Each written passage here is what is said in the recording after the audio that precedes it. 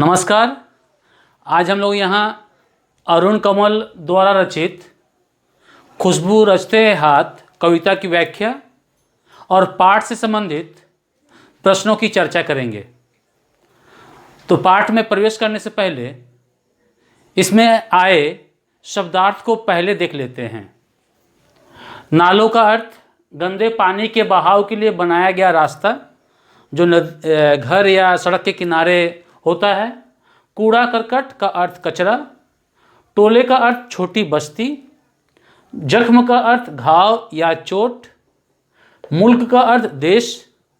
केवड़ा एक छोटा वृक्ष जिसके फूल अपनी सुगंध के लिए प्रसिद्ध है। खस पोस्ता। रात रानी एक सुगंधित फूल मशहूर प्रसिद्ध है। खुशबू रचते हैं हाथ में कवि ने मजदूर वर्ग की दुर्दशा का चित्रण किया है। जो वर्ग इस दुनिया को बेहतर बनाता है, सुंदर बनाता है, वही अपने जीवन को बदतर तरीके से जीता है। तो कवि ने इस कविता में उनके जीवन को दिखाकर और हमारे लिए या स्वस्थ समाज के लिए उनके द्वारा किए गए कार्यों को दिखाकर उनकी जिंदगी को और भी बेहतर बनाने की इच्छा जाहिर की है। तो आइए हम इसमें देखते हैं कि कवि इसका चित्रण किस प्रकार करते हैं। कविता की शुरुआत होती है, कई गलियों के बीच, कई नालों के पार, कूड़े करकट के ढेरों के बाद, बदबू से फटते जाते इस टोले के अंदर, खुशबू रचते हैं हाथ, खुशबू रचते हैं हाथ। तो यहाँ बात हो रही खुशबू रचने वाले हाथों की। तो खुशबू रचने वाले हाथ अर्थात अगरबत्ती बनाने वाले हाथ। जिस अगरबत्ती को जलाकर हम अपने घर को सुगंधित करते हैं, मंदिर को, मस्जिद को, गिरजाघर को पवित्र बनाते हैं, वही अगरबत्ती को बनाने वाले हाथ किस अवस्था में, किस हालत में, किन परिस्थितियों में रहते हैं, हम यहां देख सकते हैं कि वे एक ऐसे टोले के अंदर रहते हैं। टोले मतलब छोटी बस्ती। जो टोला कई गलियों के बीच में से होकर कई नालों को पार करके कूड़े करकट के ढेरों के पास है, जहां बदबू ही बदबू है, जहां की अगरबत्तियां खुशबू पैदा करती है। वो अगरबत्तियां बनती कहां है? तो उस बदबूदार इलाके में, उस बदबूदार बस्ती में। तो कवि हमें यह बताने की कोशिश कर रहे हैं कि जो हमारे सौंदर्य को बढ़ाता है, वही ऐसी जगहों में रहने के लिए अभिशप्त है। तो कवि उनके जीवन स्तर को सुधारना चाहते हैं, उन्हें और बेहतर देखना चाहते हैं, इसलिए यहां इनका जिक्र हुआ है। और इनकी स्थिति इतनी बदतर है कि अगरबत्ती बनाने के लिए इनका पूरा का पूरा परिवार लगा रहता है ताकि 2 वक्त की रोटी जुटा सके। तो कौन कौन लगे रहते हैं देखते हैं। उभरी नसों वाले हाथ। उभरी नसों वाले हाथ किसके लिए आया है? तो घर में जो बूढ़े बुजुर्ग हैं उनके लिए। घिसे नाखूनों वाले हाथ। घिसे नाखूनों वाले हाथ किसके लिए है? युवकों के लिए। जो घर में युवक हैं उनके लिए है। वे जल्दी जल्दी काम करते हैं, अगरबत्ती को बनाते समय मसालों को उठाते हैं तो उनके नाखून घस जाते हैं। तीसरा है पीपल के पत्ते से नए नए हाथ। ये बच्चों के लिए आ रहा है। यहां बाल मजदूरी की ओर भी संकेत किया जा रहा है कि जिन बच्चों को पढ़ने के लिए स्कूल जाना चाहिए, वो बच्चे इस गंदी जगह में रहकर अगरबत्ती बनाते हैं। तो इनकी जिंदगी सुधर कैसे सकती है? और चौथा हाथ है जूही की डाल से खुशबूदार हाथ। ये घर की 9 युवतियां हैं। इसके लिए कवि ने जूही की डाल का प्रयोग किया है। तो इस प्रकार से पूरा का पूरा घर इस कार्य में लगा रहता है। और इनके हाथ की स्थिति क्या होती है? इनके हाथ की स्थिति कि गंदे कटे फटे हाथ। इनके हाथ गंदे, जिसे हम गंदा कहते हैं, और कटे फटे हैं, जख्म से फटे हुए हाथ। इनके हाथ में अगरबत्ती बनाते बनाते जख्म आ गए, घाव आ गए, चोट आ गई है। ये अगरबत्ती कैसे बनाते हैं? अगरबत्ती का मसाला होता है जिसे वे बोरे पर बिछा देते हैं, किसी कपड़े पर बिछा देते हैं, और जो स्टिक होता है, स्टिक को उस पर रखकर, एक साथ 4-5 स्टिक रखकर उसे रगड़ते हैं। उस पर रगड़कर जब मसाला मिल जाता है तो उसे उठा लेते हैं। फिर जो है मसाले को ठीक करते हैं, फिर उसे बराबर करके फिर उसे रगड़ते हैं। तो ये प्रक्रिया चलती रहती है। इसलिए इनके नाखून भी घिसते हैं, हाथ भी फटते हैं, उंगलियां भी कटती है। तो सबसे खराब स्थिति उनकी हथेली की होती है। इसलिए यहां कवि कह रहे हैं कि गंदे कटे फिटे हाथ, जख्म से फटे हुए हाथ, खुशबू रचते हाथ। ये गंदे कटे फटे हैं, ये जख्म से फटे हुए हैं, लेकिन इन्हीं हाथों से खुशबूदार अगरबत्तियां बनती है। इस ओर कवि ध्यान देने के लिए कहते हैं। फिर क्या है कि इस गली में कहाँ, वही नालों के पार, गलियों के बीच, कूड़े करकट के ढेरों के पास, बदबू से जहाँ नाक फटने लगते हैं, वहाँ उस गली में, इस गली में बनती है मुल्क की मशहूर अगरबत्तियाँ। महत्वपूर्ण पंक्ति है कि मुल्क की मशहूर अगरबत्तियाँ कहाँ बन रही है? उस गंदी जगह में, उस बस्ती में, जहाँ पर जानवर रहने से भी बचने की कोशिश करेगा, वहाँ वे रहने के लिए मजबूर हैं। वहाँ मुल्क की मशहूर अगरबत्तियाँ बनती है। इन्हीं गंदे मोहल्ले के गंदे लोग, ये हमारी सोच पर, हमारी मानसिकता पर कवि ने व्यंग किया है, जिसे हम गंदा कहते हैं, गंदी जगह कहते हैं, गंदे लोग कहते हैं, जिनसे हम बचकर भागने की कोशिश करते हैं। ये वही लोग हैं कि इन्हीं गंदे मोहल्ले के गंदे लोग बनाते हैं केवड़ा, गुलाब, खस और रात रानी अगरबत्तियाँ। यहीं से सारी अगरबत्तियाँ बनती हैं, मशहूर अगरबत्तियाँ मुल्क की, देश की, जिसे जलाकर हम गर्व महसूस करते हैं, सुगंध को सूंघकर अपने आप को गौरवान्वित महसूस करते हैं, हृदय को पवित्र महसूस करते हैं। ये अगरबत्तियाँ उन्हीं गंदी जगहों में बनती है। ये लोग हमारे जीवन को सुंदरता से भर देते हैं, एक स्वस्थ समाज का निर्माण करने में अपना सहयोग देते हैं, एक सभ्य समाज बनाने की ओर अग्रसर होते हैं।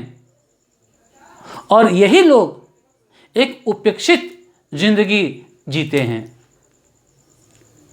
कवि समाज में फैली इस विषमता को दूर करने की बात यहां करते हैं। चाहते हैं कि इनकी जिंदगी भी इनकी अगरबत्तियों की तरह खुशबूदार बने। इन्हें हम गंदा ना कहें, इन्हें हम गंदी जगहों में रहने के लिए मजबूर ना करें। ये समाज पर, स्वस्थ समाज के नाम पर धब्बा है। इसलिए ऐसे लोगों के जीवन को बेहतर बनाना हम सभ्य समाज के नागरिकों, सभ्य समाज या प्रशासन का काम है। क्या बोल रहे हैं कि बनाते हैं केवड़ा, गुलाब, खस और रात रानी अगरबत्तियां, दुनिया की सारी गंदगी के बीच, दुनिया की सारी खुशबू रचते रहते हैं हाथ। कितनी मारक पंक्ति है कि दुनिया की सारी गंदगी के बीच कौन रह रहे हैं? यही लोग रह रहे हैं। दुनिया की सारी खुशबू रचते हैं हाथ, और उसी जगह में रहकर ये सारी खुशबूदार अगरबत्तियों की रचना करते हैं। ये अगरबत्ती बनाने वाले मजदूर सारे मजदूरों का प्रतिनिधित्व करते हैं, चाहे वो घर बनाने वाले हो, चाहे फर्नीचर बनाने वाले हो, जो भी मजदूर हो, जो भी काम करते हो, सबका प्रतिनिधित्व करते हैं, क्योंकि ये मजदूर सब कुछ नहीं पाते हैं और नारकीय जीवन जीते हैं। खाने के लिए अन्न नहीं होते हैं, पहनने के लिए कपड़े नहीं होते हैं, रहने के लिए जगह नहीं होती है, और यही मजदूर क्या कर रहे हैं, दुनिया की सारी खुशबू रचते हैं। क्या कर रहे हैं कि खुशबू रचते हैं हाथ, खुशबू रचते हैं हाथ। ये खुशबू रचने वाले हाथ हैं, ये खुशबू रचने वाले हाथ हैं। इनके हाथों को भी खुशबूदार बनाया जाए, इनके जीवन को भी खुशबूदार बनाया जाए, और समाज में जो विषमता है, जो भेदभाव है, जो अमीरी गरीबी का जो बहुत बड़ा फासला है, उसे दूर किया जाए और इन्हें इनकी मूलभूत सुविधाएं अवश्य दी जाए। इस तरह से पूरे पाठ में कवि ने इन मजदूर वर्गों की ओर हमारा ध्यान आकर्षित किया है, उनके प्रति हमारे मन में सहानुभूति जागृत करने की कोशिश की है और उनके लिए कुछ बेहतर करने के लिए प्रोत्साहित किया है। अब पाठ में आए हम प्रश्नों को देखते हैं।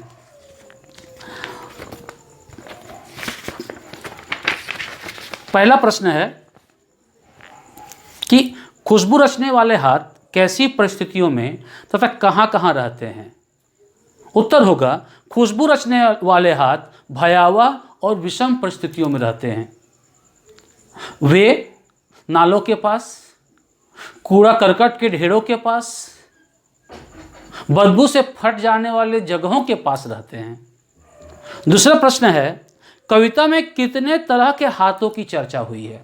तो कविता में 4 तरह के हाथों की चर्चा हुई है। पहला, उभरे नसों वाले हाथ, बुजुर्ग व्यक्तियों के लिए। दूसरा, घिसे नाखूनों वाले हाथ, युवकों के लिए। तीसरा, पीपल के पत्ते से नए नए हाथ, छोटे बच्चों के लिए। चौथा, जूही की डाल से खुशबूदार हाथ, नव युवतियों के लिए। और ये सभी हाथ कैसे हैं? कटे फिटे हैं, कटे पीटे हैं और जख्म से फटे हुए हैं। इसके बाद प्रश्न है कि कवि ने यह क्यों कहा है कि खुशबू रचते हैं हाथ।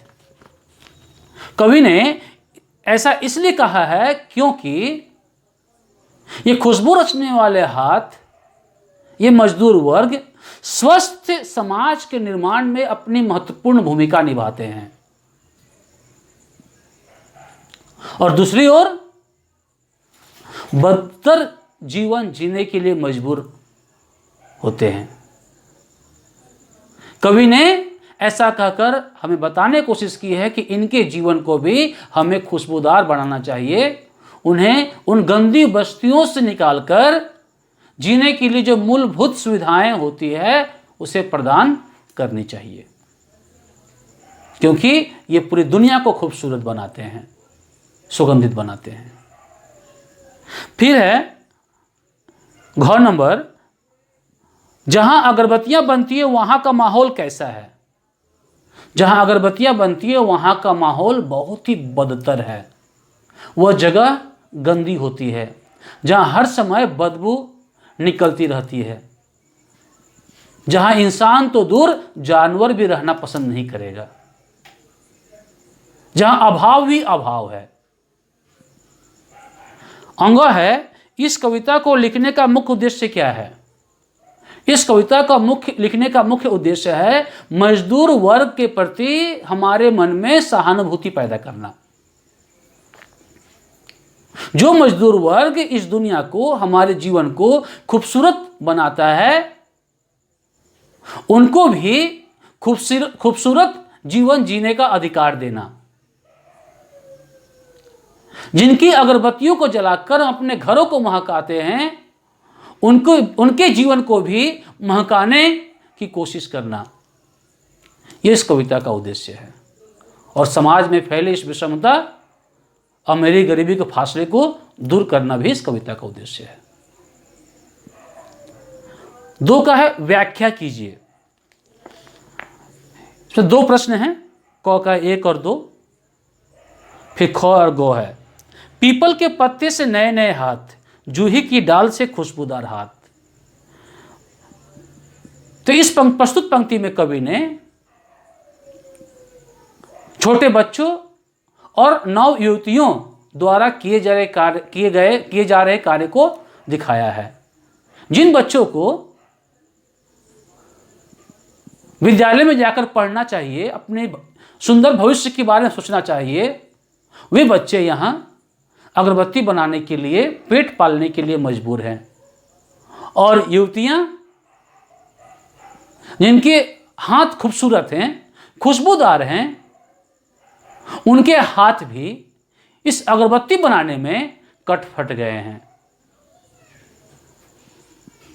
तो ऐसे माहौल से इन्हें निकालना बहुत ही जरूरी है, तभी स्वस्थ समाज की हम कल्पना कर सकते हैं। फिर है दुनिया की सारी गंदगी के बीच दुनिया की सारी खुशबू रचते रहते हैं हाथ। प्रस्तुत पंक्ति में कवि ने बताया है कि दुनिया की जो सबसे मशहूर अगरबत्तियां हैं वह सबसे बदबूदार जगहों में बनती है। ऐसे लोग, ऐसे अगरबत्ती बनाने वाले लोग उन गंदी जगहों में रहने के लिए मजबूर हैं। तो जो हमारे जीवन को खुशबूदार बनाते हैं, हमारे जीवन को सुंदर बनाते हैं, उनके जीवन को भी सुंदर बनाना चाहिए। उनके प्रति हमारे मन में सहानुभूति होनी चाहिए। फिर ख नंबर है, 2 का ख। कवि ने इस कविता में बहुवचन का प्रयोग अधिक किया है। इसका क्या कारण है? तो इसका कारण यह है कि यहाँ पूरे वर्ग के लिए आया है। इस काम में जितने लोग जुटे हुए हैं सबके लिए आया है। सबकी स्थिति एक समान है। यहां सभी मजदूर वर्ग के लिए कवि बात करते हैं, इसलिए यहां बहुवचन का प्रयोग हुआ है। कवि ने हाथों के लिए कौन कौन से विशेषणों का प्रयोग किया है, इसे हम दूसरे अनुच्छेद में देख सकते हैं कि कवि ने हाथों के लिए विभिन्न विशेषणों का प्रयोग किया है। यह अंतिम प्रश्न है। विशेषण है उभरी नसों वाले, घिसे नाखूनों वाले, पीपल के पत्ते से नए नए, जूही की डाल से खुशबूदार, गंदे कटे पीटे और जख्म से फटे हुए। ये सभी विशेषण हैं। इस प्रकार से हमने इस वीडियो में इस कविता को समझा, इसके प्रश्न उत्तर के बारे में जाना। इस वीडियो में आज इतना ही। और भी वीडियो पाने के लिए इस चैनल को अवश्य सब्सक्राइब करें और लाइक करना ना भूलें। नमस्कार।